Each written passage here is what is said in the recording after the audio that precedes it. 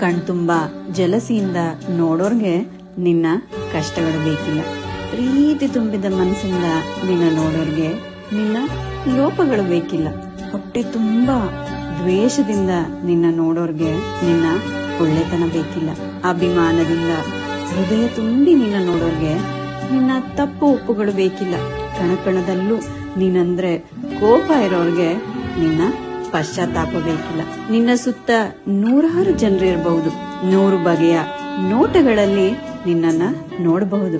ಕೆಲವರಿಗೆ ಒಳ್ಳೆಯವಳು, ಕೆಲವರಿಗೆ ಕೆಟ್ಟೋಳು, ಕೆಲವರಿಗೆ ಅಬ್ಬಾ ಏನ್ ಜಂಬ, ಕೆಲವರಿಗೆ ಇವಳು ಇಷ್ಟು ಮೃದು. ಹೀಗೆ ಒಬ್ಬೊಬ್ಬರಿಗೂ ಒಂದೊಂದು ರೀತಿಯಾಗಿ ನೀನ್ ಕಾಣ್ತೀಯ. ಆದ್ರೆ ಎಲ್ಲರೂ ತಮ್ಮೊಳಗಿನ ಭಾವನೆಗಳ ಕನ್ನಡಿಯಲ್ಲೇ ನಿನ್ನನ್ನ ನೋಡ್ತಾರೆ.